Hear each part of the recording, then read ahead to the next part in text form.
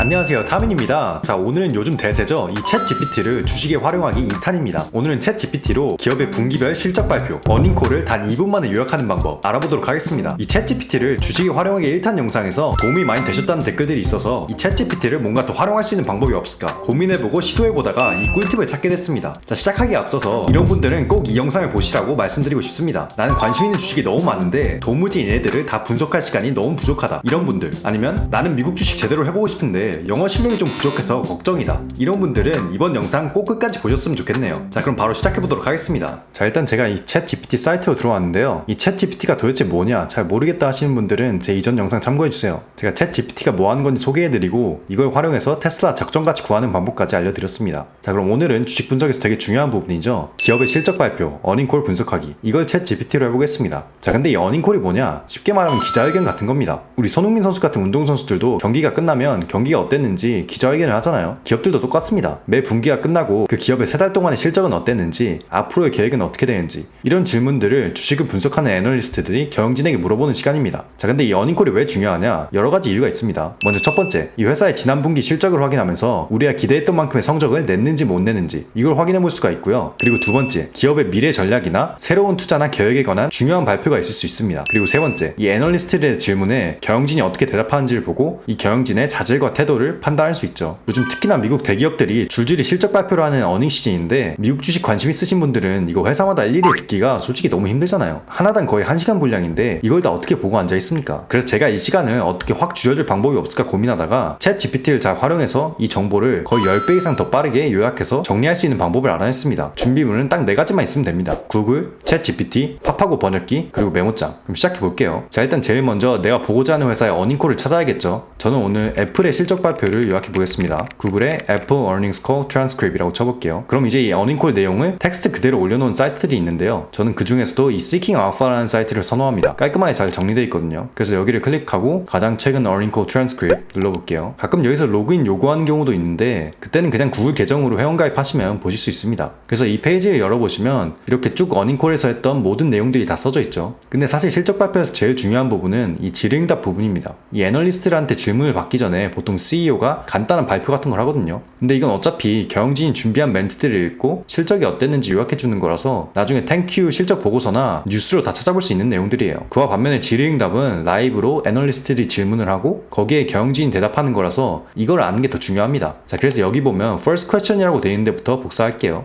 그리고 메모장에 붙여넣기 해놓겠습니다. 자, 그럼 이제 첫 번째 단계는 끝났고 이제 이 챗 GPT를 열어볼게요. 여기에다가 이제 우리가 이 질의응답 부분을 요약해달라고 할 거예요. 근데 이렇게 전체를 다 복붙하게 되면 너무 길어서 이렇게 에러가 뜨거든요. 그래서 이런 경우에는 이걸 좀 나눠줘야 합니다. 그래서 전체에 한 반 정도만 붙여넣기 해볼게요. 질문은 아래 내용들을 요약해줘, 이렇게 질문해볼게요. 자, 그럼 이렇게 전체적인 요약이 나옵니다. 뭐 11월부터 12월까지는 유통 과정에서 좀 어려움이 있었다. 중국에서 코로나 규제 때문에 애플 제품의 수요가 좀 줄었다가 12월에는 다시 조금 올랐다. 뭐 이런 식으로 질문들에 어떤 내용으로 대답했는지 요약해주네요. 자, 근데 이걸로 좋은데 뭔가 좀 더 자세히 알고 싶다. 그럼 그것도 물어보면 돼요. 방금 그 요약 질문별로 더 자세히 설명해줘. 이런 식으로 명령을 하면 이렇게 질문에 번호를 매겨서 어떤 질문이었고 대답은 어땠는지 보기 쉽게 잘 정리해서 요약해줍니다. 자, 그럼 나머지 질문들도 메모장에 복붙해서 요약해달라고 할게요.